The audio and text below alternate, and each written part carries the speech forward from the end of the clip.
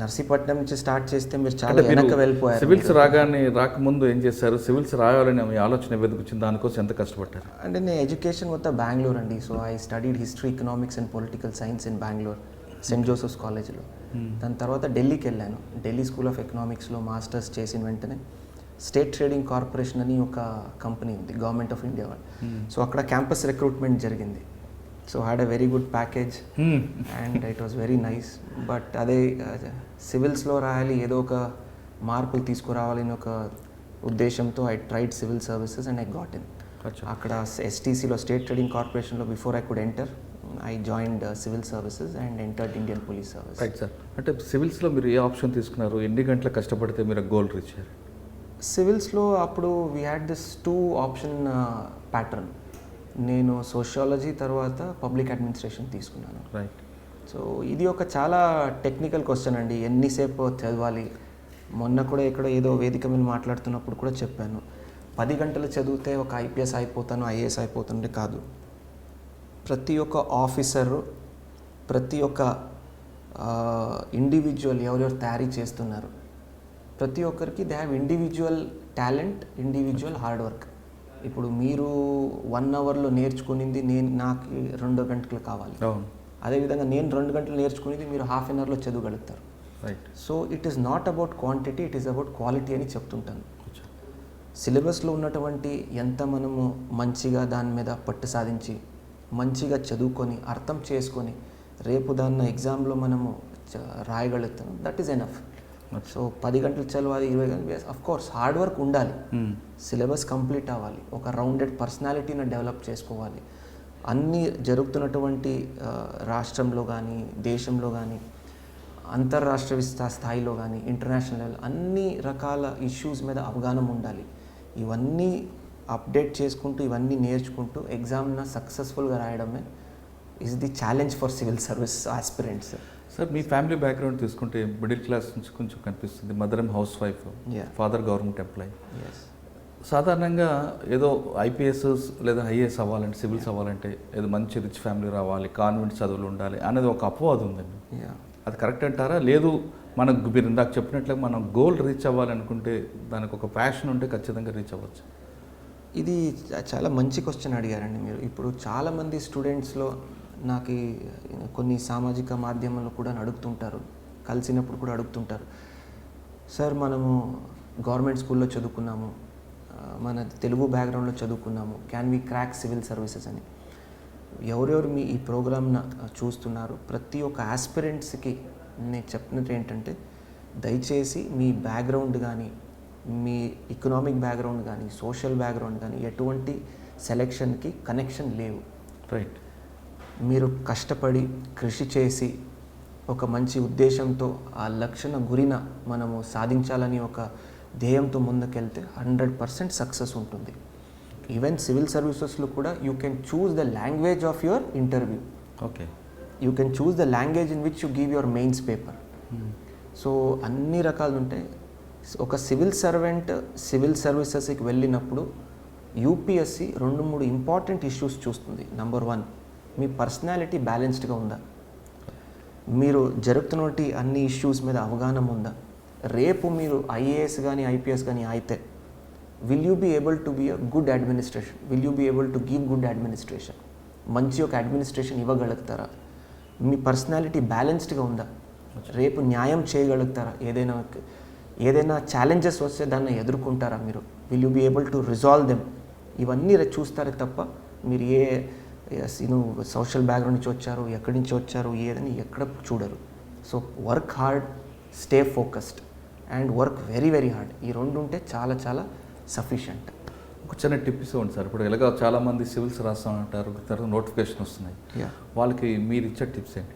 అంటే it's a పెద్ద area అండి. టిప్స్ అంటే ఇమీడియట్గా I can't give you tips. So what I personally feel, నేను ప్రతి ఒక్క ఫోరంలో ఇదే మాట్లాడతాను. సివిల్ సర్వీసెస్ ఎవరైనా తయారీ చేస్తుంటే number 1, give minimum 3 attempts without any breaks.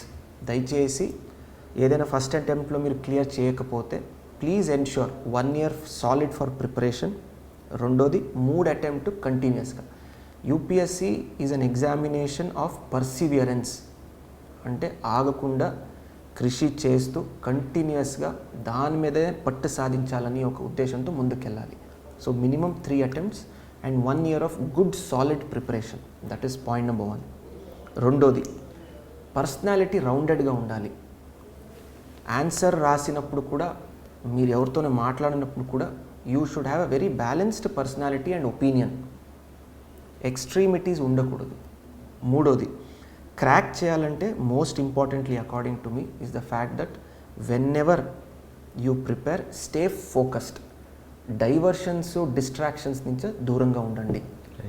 1 year మీ సోషల్ మీడియా కానీ, ఫ్రెండ్స్ కానీ, whatever is your distraction, దాన్ని సైడ్ పెట్టి ఫోకస్డ్గా హార్డ్ వర్క్ చేసి, if you have a good rounded personality, you will be easily able to crack this exam. Option ఏం తీసుకుంటే better అంటారండి? ఇప్పుడు జనరల్గా పబ్లిక్ అడ్మిషన్ తీసుకోవచ్చా, లేదా హిస్టరీ? మళ్ళీ అండి, ఈ క్వశ్చన్ చాలామంది అడుగుతుంటారు, ఏ ఆప్షన్ తీసుకుంటే బెటర్ అని. ఆప్షన్ తీసుకోవడానికి దేర్ ఆర్ 2 criteria. నంబర్ 1, మీకు ఉన్నటువంటి ఇంట్రెస్ట్. ఓకే. రెండోది, ఫర్ ఎగ్జాంపుల్ ఇప్పుడు నేను చదువుకున్నది history, economics and political science. I had very good interest in political science, history and economics. So first preference is your interest in the subject. That is most important. రెండోది, scoring అవుతుందా లేదా. మీకు ఆ ఎగ్జామ్ను రాస్తే overall scoring ఎట్లా ఉంటుంది, pattern ఎలా ఉంది, స్కోరింగ్ లాస్ట్ 5 years ఎట్లా అవుతుంది పేపర్, అవన్నీ చూసుకొని తీసుకోవాలి. మూడోది, రేపు సివిల్ సర్వీసెస్ సెలెక్షన్ అయిన తర్వాత ఈ యొక్క సబ్జెక్ట్ మనకి ఎలా ఉపయోగం పడుతుంది, ప్రాక్టికల్గా ఆలోచించాలి. సో ఈ 3 criteria అండి. For example, I took public administration. చాలా వరకు సిలబస్ ఒక స్ట్రాటజిక్గా చూస్తే సిలబస్ ప్రిసైజ్గా ఉంటుంది. నేను చదివినటువంటి పొలిటికల్ సైన్స్కి చాలా దగ్గరగా ఉంటుంది, అండ్ పొలిటికల్ సైన్స్ నాకు చాలా నచ్చుతుంది కాబట్టి నేను స్కోరింగ్ ఉన్నటువంటి పబ్లిక్ అడ్మినిస్ట్రేషన్లో తీసుకున్నాను. Sociology was my personal interest. చాలా నాకు ఫేవరెట్ ఇది. ఒక అడ్మినిస్ట్రేటర్ రావాలంటే సమాజంలో జరుగుతున్నటువంటి ఇష్యూస్ కానీ, దాని ప్రాబ్లమ్స్ని ఎలా రిజాల్వ్ చేయడం, ఒక మంచి అవగాహన వస్తుంది, ఒక మంచి కాన్సెప్ట్ వస్తుంది, ఒక మంచి how do I put it, you will be able to get a perspective. So that is very important. So that's the reason I chose sociology and public administration. Also the fact that it is scoring. Sir, కొంతమంది science related group కాకుండా arts group చదివిన తర్వాత civils prepare అవ్వాలనుకుంటారు, వాళ్ళకి మీరు ఇచ్చే message? And ప్రాక్టికల్గా చెప్పాలంటే అండి, I always tell all the students, always have a backup plan. అవును, dreaming is good, having a very good work ethic is good, కానీ ఒక మంచి ప్లాన్ బి అనేది ఉండాలి. ఆర్ట్స్లో వెళ్ళినప్పుడు స్టూడెంట్స్కి they have a very good edge. చాలామంది తక్కువ ఫీల్ అవుతుంటారు ఆర్ట్స్. బట్ ఆర్ట్స్లో మీరు యూపీఎస్సీ సిలబస్ తీస్తే హిస్టరీ కానీ, జాగ్రఫీ కానీ, ఎకనామిక్స్ కానీ, all subjects are already covered in your graduation. So it is a edge అనమాట. So you should be very, very happy in fact that you have taken up certain, arts related subjects. Okay, so ఆర్ట్స్లో చదువుకున్న తర్వాత civils prepare అయ్యే వాళ్ళు ఎక్కువగా sociology మీద ఎక్కువగా focus చేస్తుంటారు, అది కరెక్ట్ అంటారా? సోషాలజీ నేను కాదు, సోషాలజీ నాకు నచ్చింది, నాకు కొద్దిగా ఉన్నటువంటి ఇష్యూస్, ప్రాబ్లమ్స్కి దగ్గర అనిపించింది, నేర్చుకోవడానికి చాలా స్కోరింగ్ అనిపించింది. సో ఇవన్నీ రకాల డిసిషన్ తీసుకొని నేను సోషల్ తీసుకున్నాను. But I request all the aspirants, you do your research. మీకు ఏది నచ్చుతుంది సబ్జెక్ట్, నేర్చుకోవడానికి ఒక జీల్ ఉంది. సెకండ్, మీ గ్రాడ్యుయేషన్లో ఏం సబ్జెక్ట్ తీసుకున్నారు అది కూడా important. For example, I see lot of science students going for various science subjects. It's very good. Mathematics కానీ, engineering students have seen them taking up electrical engineering etcetera. So they have interest. ఆ subject already గ్రాడ్యుయేషన్లో చదివారు కాబట్టి అవగాహన ఉంది. మూడోది, scoring. మంచిగా score అయితే you will be able to crack the exam. So these are the 3 main criteria. తర్వాత సార్, చాలామంది హైదరాబాద్లోనో లేదా ఢిల్లీలోనో చదివితేనే మనం సివిల్స్ సాధించవచ్చు అని ఒక ఉన్నారు. దట్స్ ట్రూ అండి.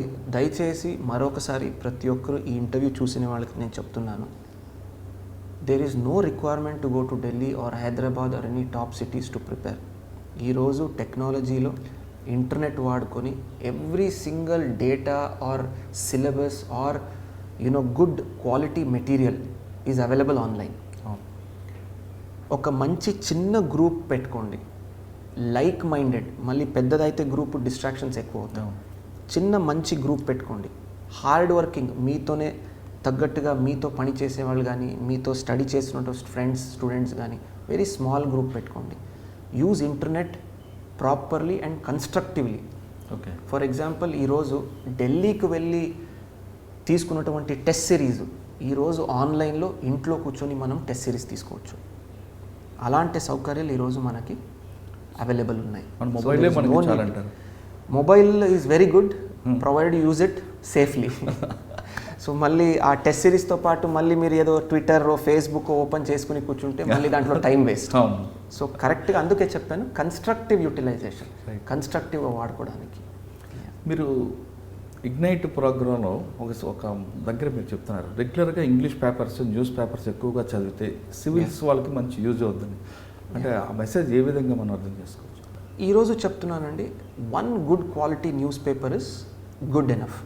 చాలామంది స్టూడెంట్స్ని చూశాను, గంటలు గంటలు పేపర్ చదివేస్తుంటారు. So it is number one, it is good, మీ నాలెడ్జ్ ఇంప్రూవ్ అవుతుంది, ఇంగ్లీష్ మీద ఉన్నటువంటి పట్టు ఇంప్రూవ్ అవుతుంది, అన్నీ ఇట్స్ మంచిదని. కానీ ఉన్నటువంటి టైం ఫ్రేమ్ను మనం మైండ్లో పెట్టుకుంటే చాలా పెద్ద సిలబస్ లిమిటెడ్ టైం స్పాన్లో మనం తయారు చేయాలి. కాబట్టి one good quality news paper, making good notes out of it. ఉన్న ఒక పేపర్ తీసుకొని మంచి నోట్స్ తయారు చేసుకొని చదివితే చాలు. For example Hindu, it's a quality news paper which has balanced opinions. అది తీసుకుంటే చదివితే చాలు. So that is my suggestion and advice. Okay, మీరు చూస్తున్నారు ఐ డ్రీమ్ న్యూస్ని. Please subscribe I dreams For more videos, subscribe I Dream. Please subscribe for more videos. I dream. I dream. For more videos, Subscribe, I dream. Please subscribe. Subscribe I dream channel. Do subscribe. I dream. I dream ఛానల్ని subscribe చేయండి. Do watch I dream.